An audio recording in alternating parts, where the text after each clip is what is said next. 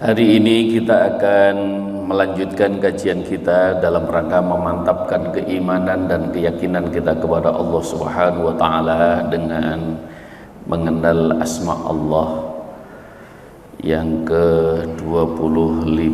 Al-Mudhillu, dialah Allah Subhanahu wa taala yang menghinakan. Kalau kemarin bulan lalu kita Al-Mu'izzu, dialah Allah yang Maha memuliakan, dan karena itu melengkapi pemahaman kita dalam mengenal Allah Subhanahu wa taala.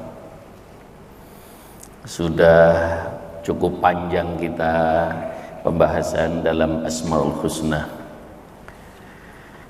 Maka sejenak kita marilah kita mengingatkan kembali tentang asma Allah yang telah kita bahas bersama, dengan kita ulang-ulang kembali tentang asma Allah. Walillahil asmaul husna fad'uhu biha wa darul ladina yulhiduna fi asma'ih sayajzawna ma kanu ya'malun.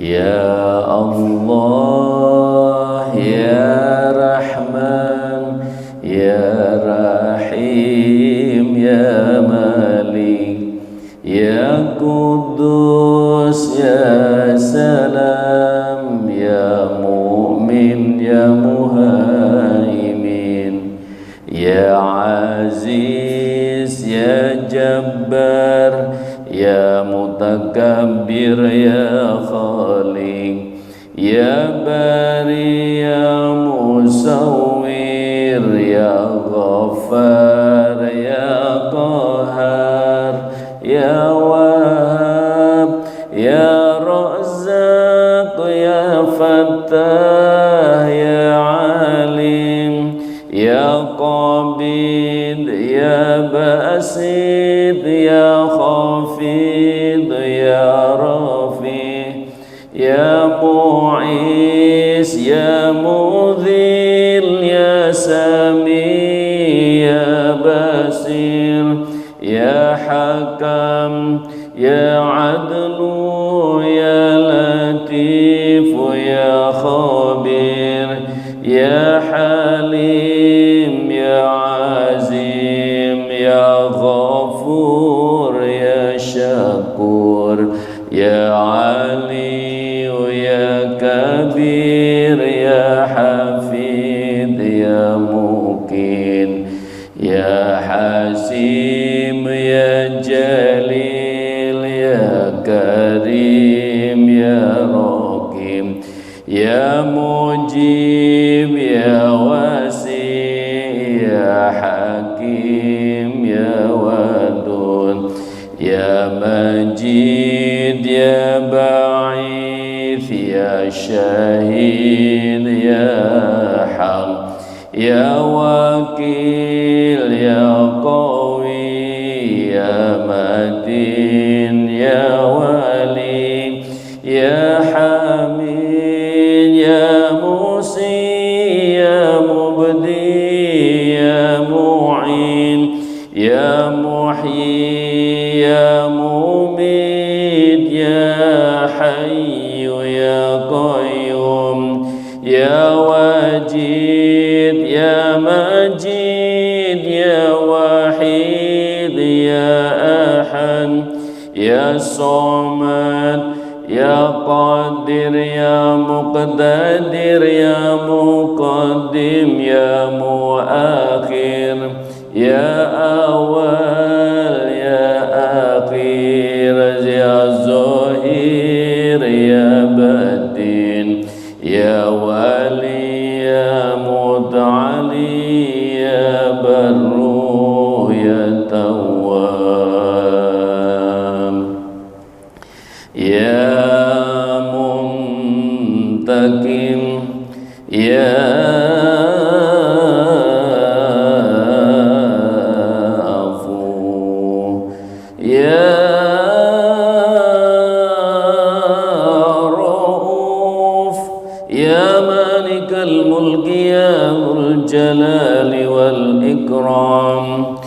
Ya Muqsid ya Jami' ya Ghani ya Mughni ya Mani ya Darru ya Nafi ya Nuru ya Hadi ya Badi ya Baqi ya Raris ya Rashid ya Sabur ya Allah ya Allah ya Allah ya Allah ya Allah ya Allah. Ma'asyiral muslimin rahimakumullah. Dialah al-mudhillu jalla jalaluh. Dia Allah subhanahu wa ta'ala yang bisa menghinakan kepada siapa saja yang dikehendaki. Wa tu'izzu man tasya wa tudhillu man tasya biyadikal khair innaka ala kulli syai'in qadir.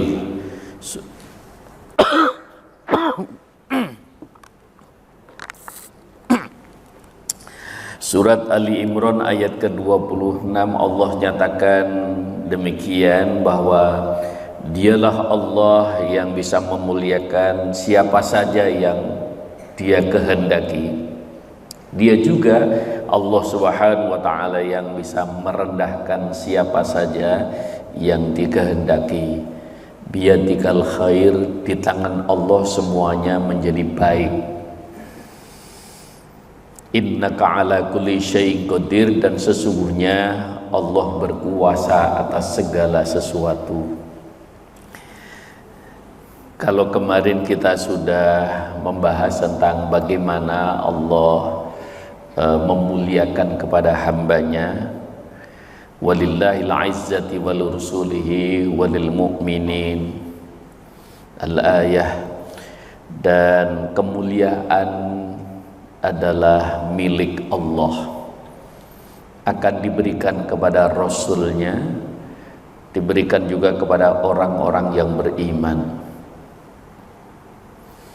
Man kana yuridul izzata falillahil izzatu jami'a. Barang siapa yang berharap untuk mendapatkan kemuliaan, maka Allah lah yang maha mulia, maka seluruh kemuliaan adalah milik Allah. Surat Fatir ayat ke-8.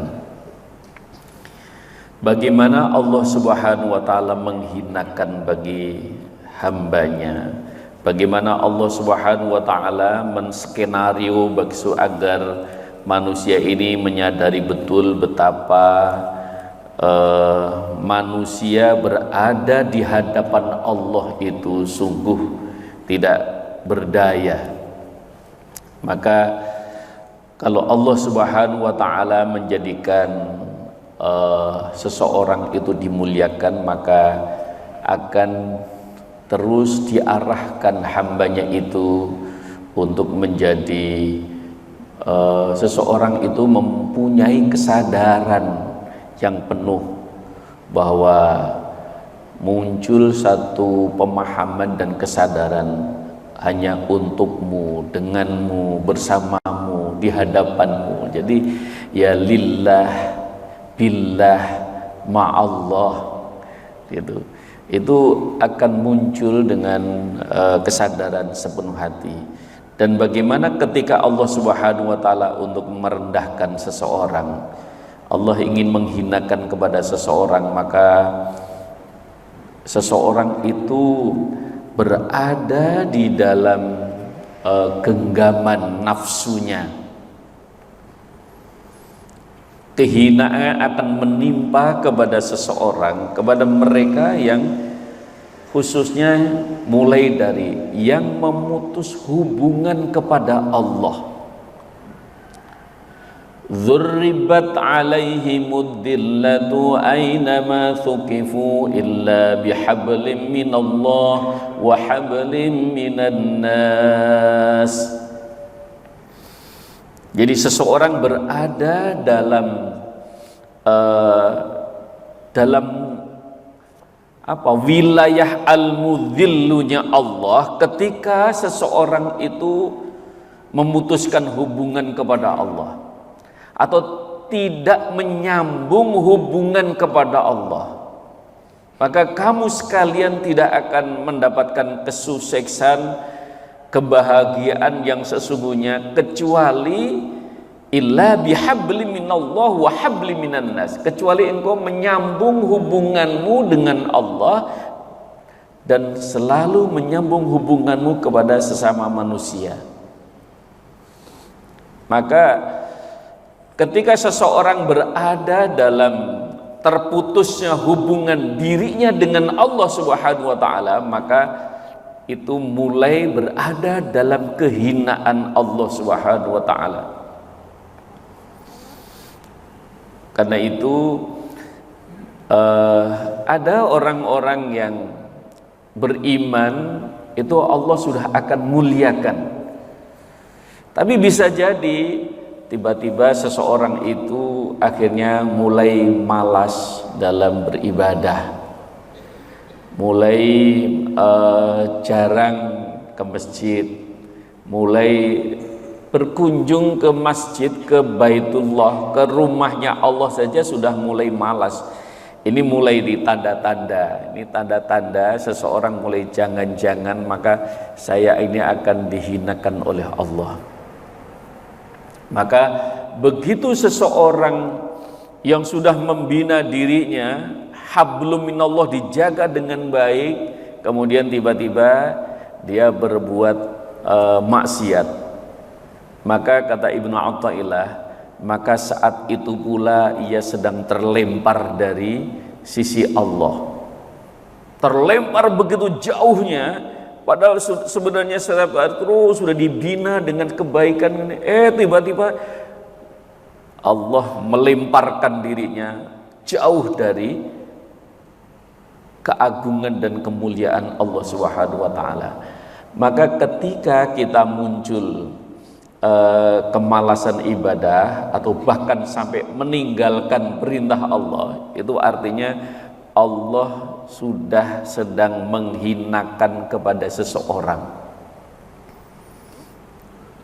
Nah, pasti akan muncul pertanyaan-pertanyaan, bagaimana bisa seseorang yang sudah membina hubungan kepada Allah dengan baik, ibadahnya sudah ditata dengan baik, segala kebaikannya ditata dengan baik, tiba-tiba dia terlempar jauh dari sisi Allah. Ini biasanya seseorang ini kenapa muncul cenderung kepada berbuat maksiat.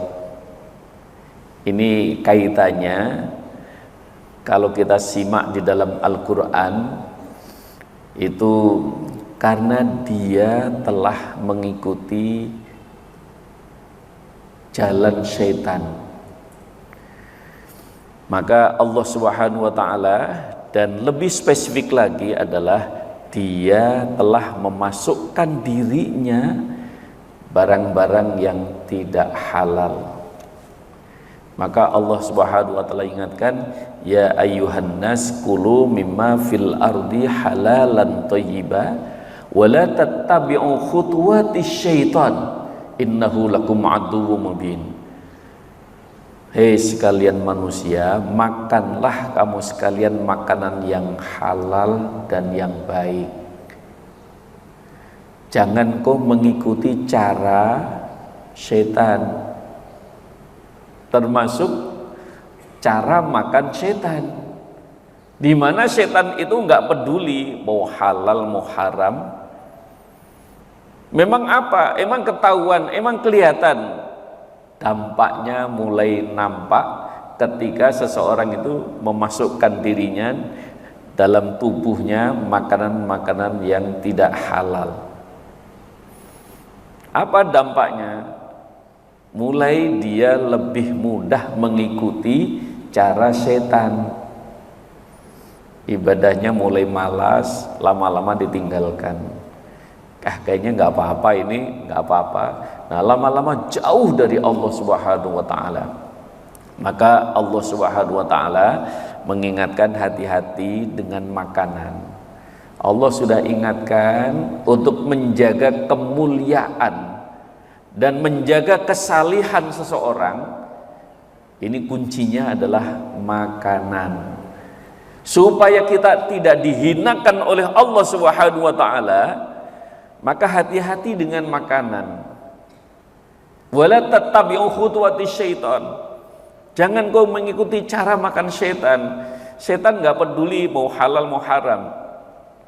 Maka seringkali kita, kok ada ya, ini orang yang orang beriman, dia seorang mukmin, seorang muslim, haji berulang kali, umroh tiap bulan, tapi kenapa dia juga masih menyimpang?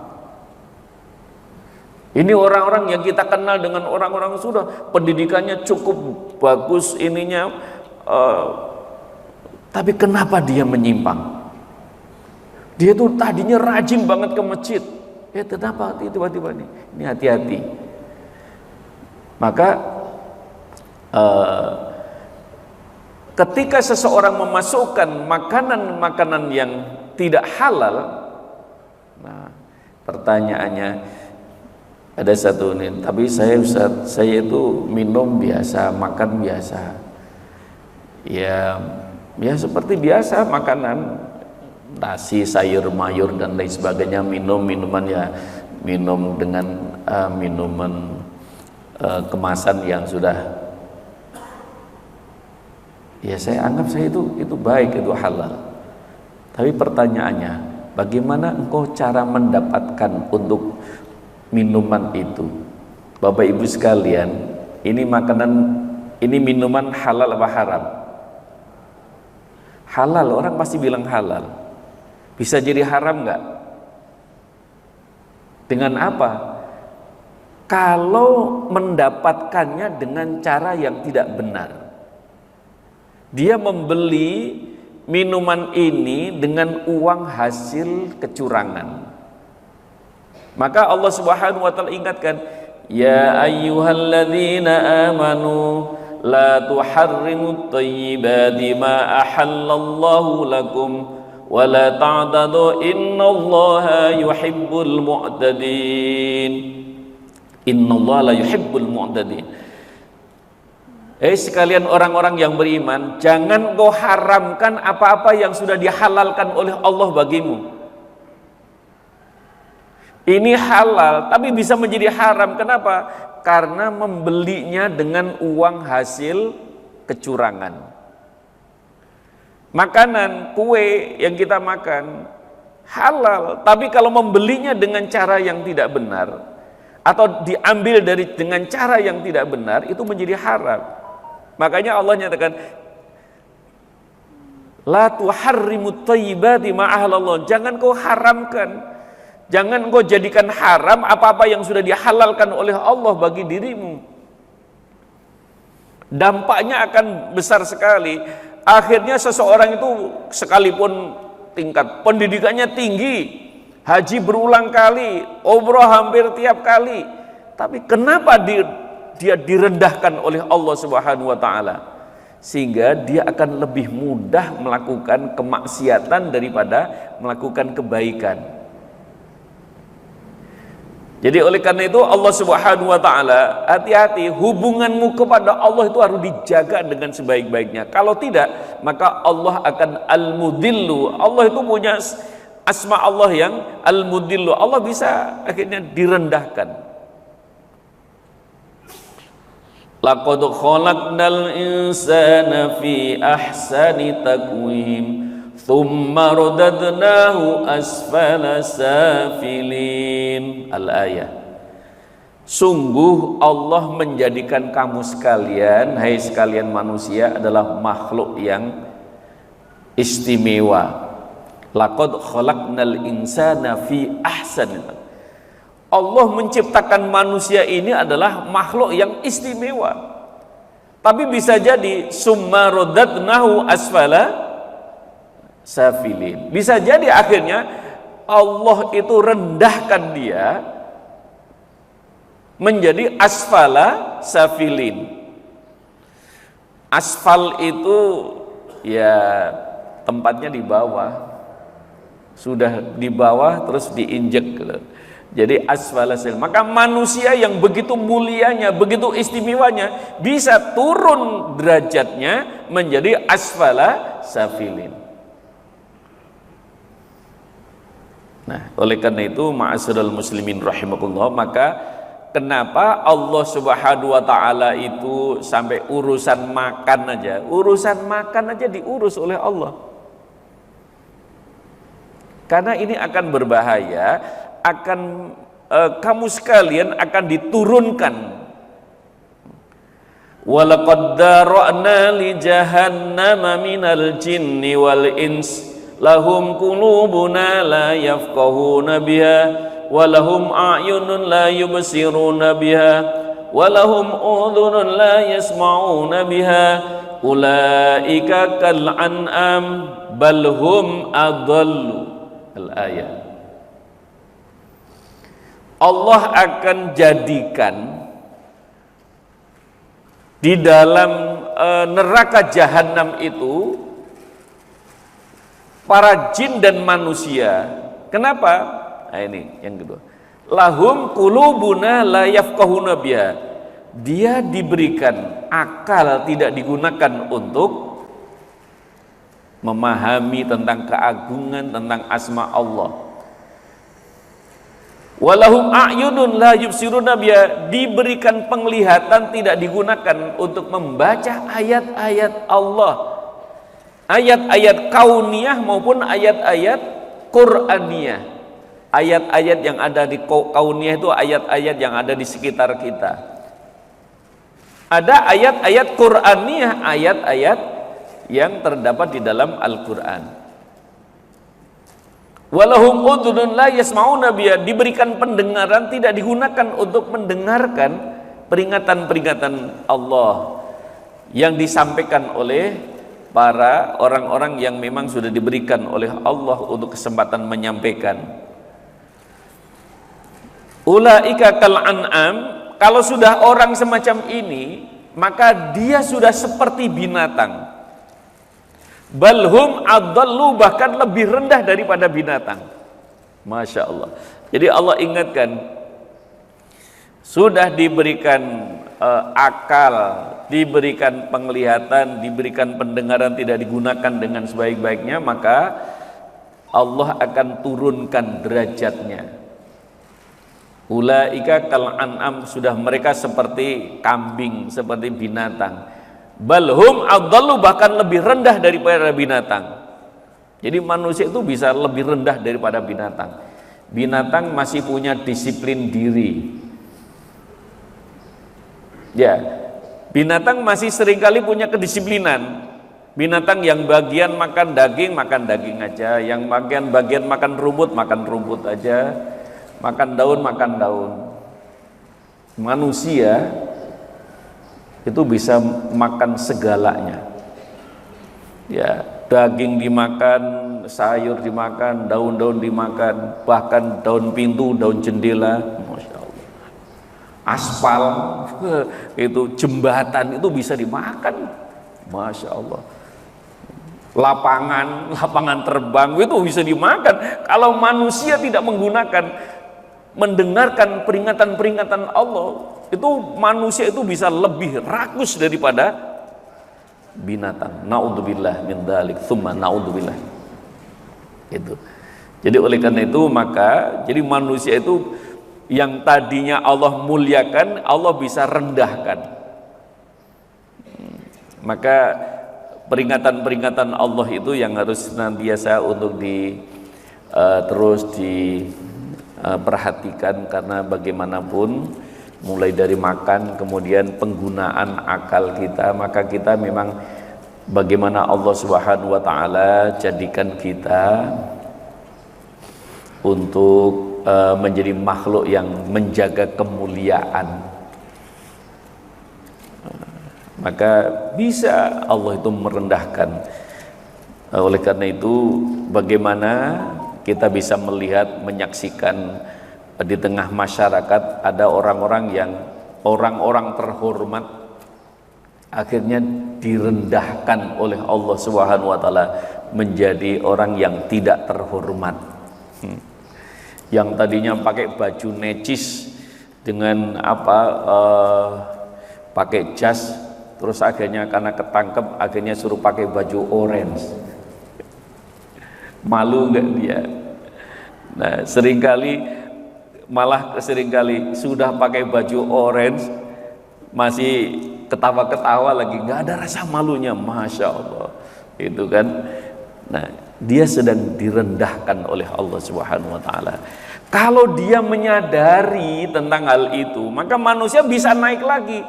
Ya, begitu ketangkap oleh KPK, ketangkap polisi, ketangkap ini, akhirnya dia terus taubat, ini kan bisa lagi naik lagi.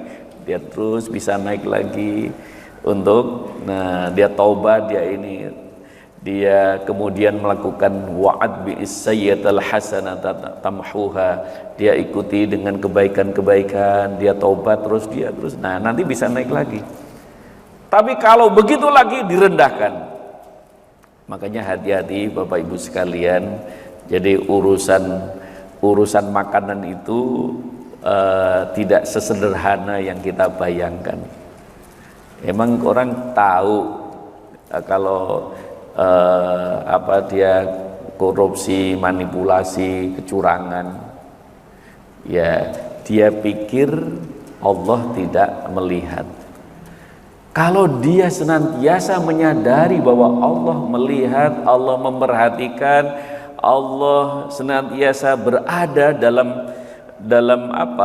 dalam pandangannya, maka orang tidak akan sedikit pun dia akan menjaga dirinya. Maka orang yang beriman itu hati-hati, makanannya diseleksi, dia pilih yang halal dan yang baik. Sudah yang halal masih yang baik, kurang apa coba?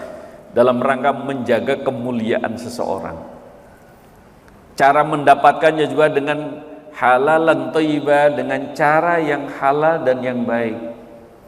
Maka begitu banyak penelitian, Imam Al-Ghazali itu melakukan penelitian tentang emang pengaruh makanan halal terhadap perilaku manusia ada, bahkan besar sekali. Kata Imam Al-Ghazali bahwa beliau melakukan penelitian itu cukup lama, karena orang diamati dari mulai kecil, keluarga diamati terus, dilakukan penelitian sampai dia mulai tumbuh dewasa, terus terus itu diperhatikan terus, dan akhirnya beliau menyimpulkan bahwa keluarga yang peduli kepada halal dan haram, maka keluarga itu akan terjaga. Anak-anak akan mudah untuk diarahkan. Tapi keluarga yang tidak peduli dengan halal dan haram itu berbahaya, sulit dan susah untuk dikendalikan. Itu satu hari ada datang untuk mengkonsultasikan keluarganya. Gimana Pak Ustadz, saya itu dulu waktu masih muda membina rumah tangga awal itu, keluarga kami itu baik-baik saja. Kami bahkan kita panggil guru ngaji untuk ngaji di rumah dengan semuanya dalam keadaan yang soleh dan solihah. Tapi kenapa ini tiba-tiba sekarang malah jadi berantakan begini? Kenapa? Saya tanya. Iya, kami sudah dilimpahi rizki, kekayaan yang melimpah ini. Mestinya kami menjadikan kebahagiaan, menjadikan lebih baik, tapi ternyata tidak, malah menjadi berantakan semua. Kenapa? Iya, istri saya punya pil Pak Ustadz. Oh lah, cuma pil nggak apa-apa kan, pil KB maksudnya? Oh, bukan itu. Oh iya, pria idaman lain. Nah, saya tanya, Bapak punya will nggak? Ya gitulah, lah sama aja kan. Tuh, yang istrinya punya pil, ya suaminya punya will. Anaknya nggak terkendali lagi. Masing-masing bawa mobil, masing-masing ini. Terus saya tanya, pertanyaan yang pertama, bagaimana cara Bapak mendapatkan rezeki semuanya ini? Ya zaman sekarang Pak Ustadz katanya. Maksudnya apa zaman sekarang? Ya begitulah katanya. Jangankan cari yang halal, yang haram juga susah, harus ngumpet-ngumpet katanya. Lalu saya bilang, lupa berarti sama, cari yang halal susah, cari yang haram juga susah. Lah sama-sama susahnya kok malah jadi penyakit. Ini kuncinya. Ketika seseorang memberikan sesuatu yang haram dalam keluarganya, maka saat itulah mulai tidak terkendali. Saya tanya, itu pakai mobil bagus banget itu, istrimu bagaimana membelinya itu? Seorang PNS kok bisa kendaraannya sampai itu kalau memang gajinya berapa? Nah ini pasti ada penyimpangan. Emang ada pengaruhnya? Ini buktinya pengaruhnya apa? Kan Allah ingatkan, hati-hati, jangan engkau mengikuti cara setan memenuhi kebutuhan hidup ini. Setan nggak peduli halal dan haram, dan begitu akhirnya ngaku juga iya. Nah, jadi pada akhirnya ini berantakan. Jadi istrinya yang tadinya biasanya kalau pergi itu pergi ngaji ke masjid, nah ini mulai dulu lah sosialita ini dan kalau kumpul sudah hahai dan lain sebagainya, dan akhirnya cenderung menyimpang. Naudzubillah min dzalik. Dan ternyata saya tanya, Bapak juga begitu ternyata? Nah iya Pak, ya udah. Ini pengaruh apa? Dulu masih awal dalam pembinaan rumah tangga karena kalian makan halal dan baik. Maka akhirnya semuanya terkendali, Allah rahmati, Allah berikan kemurahan, kemudahan, kebaikan. Nah ini, jadi penyimpangan terhadap apa yang telah ditetapkan oleh Allah itu berakibat, nggak usah nunggu nanti di akhirat, di dunia juga sudah ada. Bagaimana Allah akan merendahkan seseorang? Disinilah kaum muslimin yang dimuliakan oleh Allah. Maka dalam satu kajian itu ada di salah satu kantor yang cukup mentereng, ada seorang yang akhirnya datang, Pak Ustadz, saya punya uang 6 miliar nih, saya gimana kan ini caranya? Nah, itu uang apa itu? Iya ini hasil kalau saya kembalikan ke negara saya gitu, ini urusannya pasti panjang ini. Udah kan Pak Ustadz punya pesantren, udah untuk bangun pesantren aja deh. Saya bilang uang haram, uang hasil kecurangan tidak boleh untuk urusan kebaikan. Buat bangun masjid nggak boleh, bangun pesantren nggak boleh, saya bilang gitu. Dikasih keluarga juga nggak boleh. Terus gimana ini uangnya mau dikemanain? Buang aja ke laut, saya bilang itu. Itu menjadi penyakit ya kan, menjadi persoalan. Kan nggak boleh membangun masjid dengan uang, istilahnya itu uang haram, nggak boleh. Bangun pesantren nggak boleh, nanti nggak ada keberkahan sama sekali. Saya mau dikasih Pak uang 6 miliar. Lumayan itu kalau bikin bangunan gedung sudah bisa dapat untuk lumayan itu. Tapi karena hasil kecurangan, hasil ini uang yang tidak benar, maka saya bilang, terus bagaimana uang ini? Kalau saya kembalikan ke negara kan ini jadi urusannya kan harus, waduh, saya ketahuan ini. Saya suruh buang ke laut aja sana. Gitu. Nah tapi terus ya maksud cuma dibuang ke laut, ya sudah, untuk asas manfaat bisa Bapak berikan kepada sana, cari yang tempat yang jauh sana, jangan berharap itu sebagai amal soleh, amal jariah, itu namanya uang sial, saya bilang gitu. Udah, untuk asas manfaat saja, tapi saya nggak mau terima sama sekali, saya bilang gitu. Waduh, jadi ternyata bagaimana nanti di hadapan Allah Subhanahu wa taala? maka nalin nabiyyin ayyahul wa may yaghlul ya'ti bima ghalla yaumal qiyamah. Al-ayah. Nabi dan Rasul tidak pernah berlaku curang. Wa may yaghlul ya'ti bima ghalla yaumal qiyamah. Siapa yang berlaku curang, maka hasil kecurangannya nanti akan dibawa menghadap kepada Allah.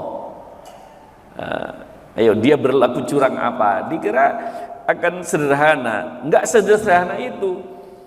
Orang berlaku curang nanti kalau enggak segera bertobat di dunia, ini hasil kecurangannya nanti akan dibawa menghadap kepada Allah. Lah bawa uang 6 miliar aja bingung, ini mau gimana ini, ya kan? Dibagi orang satu kampung nanti ketahuan. Itu bapak itu bagi-bagi uang 6 miliar gitu kan, mana ketahuan. Nah, bagaimana nanti di hadapan Allah Subhanahu wa taala? Oleh karena itu, ma'asyiral muslimin rahimakumullah, jadi Allah menjadikan orang-orang yang beriman itu dalam rangka menjaga kemuliaannya. Dan kalau sudah menyimpang, maka Allah akan rendahkan. Bagi Allah sangat mudah untuk merendahkan seseorang itu.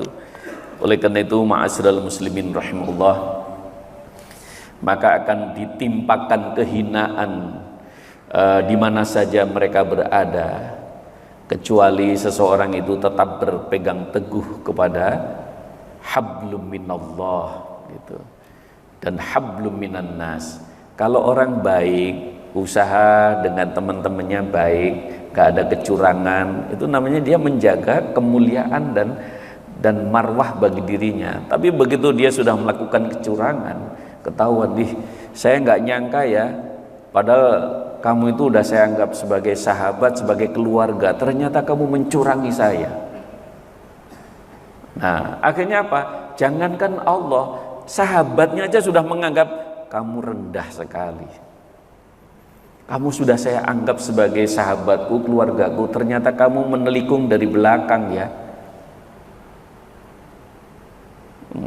Kamu sudah saya anggap sebagai sahabatku, sebagai temanku, ternyata engkau malah kamu makan ya, sudah saya titipkan segala sesuatu, ternyata kamu jadi pagar makan tanaman. Naudzubillah min dzalik. Di mata temannya aja sudah rendah, bagaimana di mata Allah? Walladzina kasabus sayyi'ati jazaa'an sayyi'ah bimithliha wa tarhaquhum dillah. Orang-orang yang melakukan kejahatan di dalam surat Yunus ayat ke-27 akan mendapatkan balasan yang setimpal, dan mereka akan diliputi oleh kehinaan. Wa tarhaquhum dillah. Allah Subhanahu wa taala akan rendahkan, Allah akan hinakan dia. Makanya biasanya setan itu gitu, setan itu menjebak bahwa kenapa orang-orang melakukan penyimpangan ekonomi itu nggak mikirin akibatnya, mikir nanti kalau ketangkap KPK gimana, nanti kalau ketangkap polisi gimana, nanti kalau ketahuan gimana, keluarga saya kan jadi malu, nggak mikir gitu. Kenapa? Ya ditutup oleh setan. Bahkan Allah nyatakan hati-hati ya, maka selalu berlindunglah kamu sekalian kepada setan. Kenapa? Karena setan bisa menjadikan sesuatu yang menyimpang itu enak dan menyenangkan. Walaqad zayyana lahumus syaitanu a'malahum. Dan sungguh kamu harus hati-hati, setan itu seringkali bisa merubah, bisa membuat sesuatu yang menyimpang itu menyenangkan. Begitu.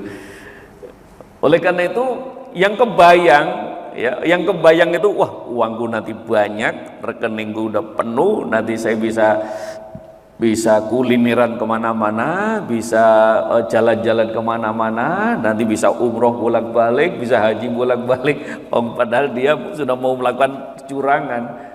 Itu udah, nanti saya bisa bantu banyak orang, dan akhirnya saya bisa beramal, padahal dia mau melakukan itu. Begitu ketangkap, setan lari dia, nah kabur, resiko tanggung sendiri itu. Setan udah lari, udah gak nih. Tapi waktu awalnya itu udah setan itu menggambarkan sesuatu yang menyenangkan. Jadi karena itu Allah sudah ingatkan, hati-hati, walladzina kasabus sayyi'at jazaa'as sayyi'at. Siapa saja yang melakukan satu pelanggaran, maka dia akan menerima resiko atas pelanggaran yang dilakukan. Wa tarhaquhum dillah, dan Allah akan menjadikan mereka itu akan dihinakan oleh Allah Subhanahu wa taala. Oleh karena itu, maka Imam Al-Ghazali mengingatkan kepada kita bagaimana seseorang itu untuk selalu mewaspadai, hati-hati. Allah itu Al-Mu'izzu, tapi Allah juga Al-Mudillu. Dan Allah sudah memberikan rambu-rambu. Jangan sampai engkau ada sesuatu yang ini halal, ini haram, ini makruh. Yang makruh saja itu kalau membuat seseorang bisa mulai ibadah itu mulai berkurang gitu. Makanya kita senantiasa mawas diri, senantiasa kita melihat diri kita, iya ya, ini seringkali kita muhasabah. Maka bangun malam, sholat, kita kemudian kita muhasabah, ya Allah, apa yang sudah aku lakukan ini mudah-mudahan membawa keberkahan, dan yang terus ya Allah meminta supaya tambah baik. Terus senantiasa mohon, ya Allah selalu bimbing kami berada dalam kebenaran. Terus ada introspeksi, iya ya, kemarin itu pasti kalau orang-orang yang beriman itu kalau hal yang menyimpang itu pasti akan dalam hatinya itu akan, iya ya, membuat suasana hati dan pikirannya nggak nyaman. Tapi karena sering diulang, lama-lama menyenangkan, begitu. Lama-lama keterusan. Nah, lama-lama dipermalukan oleh Allah Subhanahu wa taala. Karena itu lewat mimbar yang singkat ini marilah kita semuanya mengenal Allah dengan Al-Mudillu, Al-Mu'izzu. Kemarin sudah kita ulas bersama supaya kita ini terus terjaga kemuliaan kita. Maka yang pertama adalah hati-hati makan yang kita konsumsi. Yang kedua, gunakan akal, pendengaran, penglihatan sesuai dengan apa yang dikehendaki oleh Allah. Akal digunakan untuk memahami ayat-ayat Allah, penglihatan digunakan untuk melihat keagungan Allah dan ayat-ayat Allah. Pendengaran kita gunakan untuk mendengarkan nasihat-nasihat, kita perdengarkan untuk apa? Kalimat-kalimat thayyibah yang diperdengarkan oleh para guru, para kiai, para ajengan dalam rangka untuk supaya ini kita sesuai dengan aturan Allah. Dan kalau tidak, maka ya Al-Mudillu, Allah itu berkuasa sepenuhnya. Kenapa? Allah melihat siapa yang melakukan penyimpangan, siapa yang melakukan pelanggaran, siapa yang maksiat, Allah tahu semuanya. Itu. Nah, dengan begitu maka kita bisa pahami betapa keagungan dan kebesaran Allah Subhanahu wa taala. Kita senantiasa membaca doa, Allahumma a'inni ala dzikrika wa syukrika wa husni ibadatik. Ya Allah, tolong aku ya Allah untuk supaya senantiasa ingat kepadamu. Insya Allah kalau ingat kepada Allah dimanapun berada, dia akan hati-hati. Wa syukrika, dan ya Allah doronglah kami supaya kami bisa mensyukuri atas segala nikmat-Mu. Wa husni ibadatik, dan terus perbaiki ya Allah ibadahku. Ini doa mesti harus senantiasa dicontohkan oleh baginda Rasulullah SAW untuk mengamankan kita, ya Allah, supaya kita selalu ingat kepadamu. Orang kalau ingat kepada Allah itu akan melakukan perbuatan apa-apa, ya ingat Allah. Orang kalau diberikan rasa syukur oleh Allah, maka Dia akan senantiasa bisa melihat sesuatu itu sekalipun sekecil apapun itu bisa mensyukuri. Ini karunia dari Allah. Tapi kalau nggak diberikan rasa syukur oleh Allah, sudah kasih kenikmatan, sudah sehat, masih saya ini hidup dari dulu ibadah sudah masih keblangsak begini. Padahal dikasih sehat, makan enak, apa aja bisa ini bilangnya keblangsak. Kenapa? Nggak diberikan rasa syukur. Maka kita minta, wa syukrika ya Allah, tolong kami berikan rasa syukur. Wa husna ibadatik, ibadahnya semakin baik, semakin baik, semakin baik. Mudah-mudahan bermanfaat. Sebelum ditutup, kalau ada pertanyaan dipersilahkan.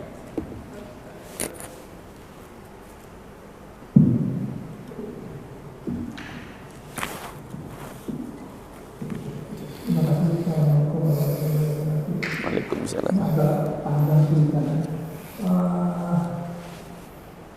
Seseorang bisa terdapat dari sesuatu karena ada perbuatan maksiat atau karena yang makan barang haram, baik itu dibeli dari uang halal terhadap barang yang haram atau uang halal dibeli ke barang yang halal yang haram.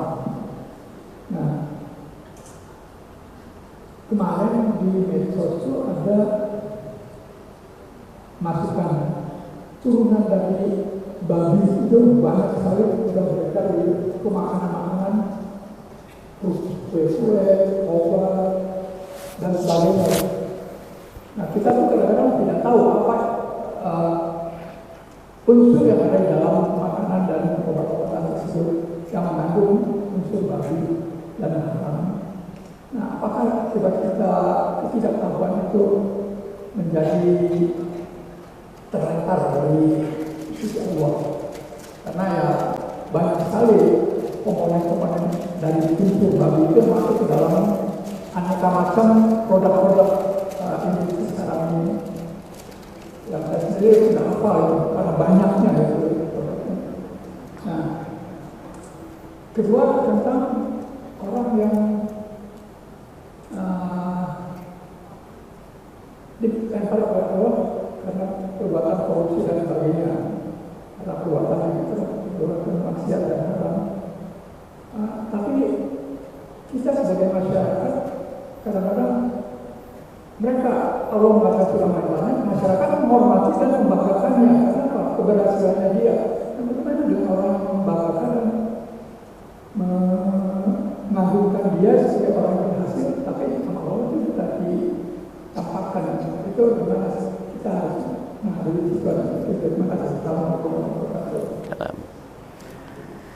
Ya, yang pertama Allah nyatakan famanitturra ghaira baghin wala 'adin fala itsma 'alaih.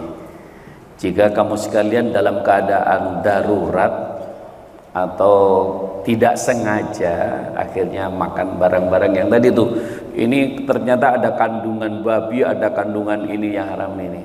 Nah, asal kita tidak memang sengaja, fala itsma 'alaih, enggak ada dosanya. Itu. Jadi kalau orang nggak tahu ya nggak apa-apa, Pak. Orang nggak tahu kan. Nah, kecuali kita tahu, sudah tahu, ini udah tahu ini, tapi kita nekat. Nah, kalau kita khawatir ini jangan-jangan ada ini ya. Kalau kita ragu, tinggalkan itu. Tapi kalau kita tidak sengaja tapi termakan, nggak apa-apa. Jadi enakan nggak tahu ya, Pak ya. Nah, cuman ya kita makanya kita suruh hati-hati, baca lingkungan, keadaan dan sebagainya, pengetahuan dan sebagainya, supaya kita tetap harus berhati-hati asal nggak sengaja atau dalam keadaan darurat. Nah, yang pertanyaan yang kedua, ya kita kan belum tahu apakah kita jangan kemudian kita sudah memvonis dia korupsi dan ini. Nah, terus kita akhirnya tapi kenapa dia masih kok kelihatannya masih baik-baik saja? Ya sudah, kan bukan urusan kita. Kita yang penting maka kita mengikuti aturan Allah. Jadi memuliakan seseorang itu bukan karena kayanya, bukan karena jabatannya, Memang di akhir zaman Rasulullah nyatakan, sayati ala ummati zamanun himmatuhum butunuhum wa syarafuhum mata'hum. Akan datang satu zaman, satu keadaan di mana seseorang itu semangatnya hanya cari urusan perut. Jadi kalau cari untuk urusan perut itu semangat banget. Nah, kemudian wasyarafum mata'hum, kemuliaan dan kehormatan seseorang diukur dengan kekayaan. Ini hati-hati.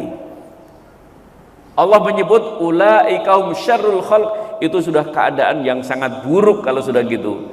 Jadi orang ukuran dimuliakan itu karena simbol-simbol kekayaan. Nah, ini udah kondisi yang buruk. Nah, tetap saja bahwa kita nggak boleh juga memvonis dia koruptor, ya itu kan nanti harus proses hukum. Kita juga nggak boleh untuk memvonis kepada seseorang mengatakan dia koruptor, dia korupsi, nanti akan proses hukum. Kalau lolos proses hukum di dunia, masih ada nanti proses hukum di akhirat. Jadi orang yang beriman itu kita ya udah santai aja.